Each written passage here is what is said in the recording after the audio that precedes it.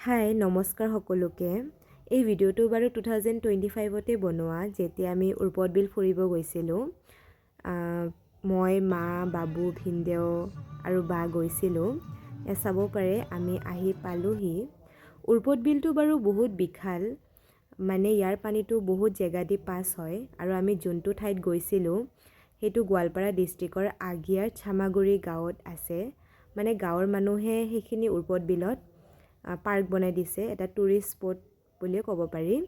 আৰু ইয়াতে বোট ৰাইডো হয় আৰু জায়গাটো ইমান সাফাকে ৰাখিছে গাঁৱৰ মানুহে সঁচাকৈ বহুত ভাল লাগিছে এয়া মাও বহি আছে আৰু ইয়াতে বাৰু ভেটফুল হয় কিন্তু আমি যেতিয়া গৈছিলোঁ তেতিয়া ইমান ভেটফুল হোৱা নাছিলে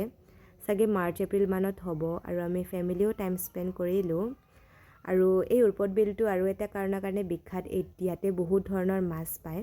আৰু আপোনালোকে যেতিয়া যাব তাতে চাব মানে সাইনবোৰ্ডত লিখা আছে মাছৰ নামবোৰ আৰু ইয়াতে পিকনিকো খাব পাৰি আমি যেহেতু ডিসেম্বৰ মাহত গৈছিলোঁ তেতিয়া খ্ৰীষ্টমাছৰ সময় আছিলে সেইবাবে আৰু ধুনীয়াকৈ সজাই থৈ দিছিলে আৰু ফটো বহুত উঠিছোঁ এইটো বাৰু লাষ্টত এটাচ কৰি দিম এতিয়া বাই বাই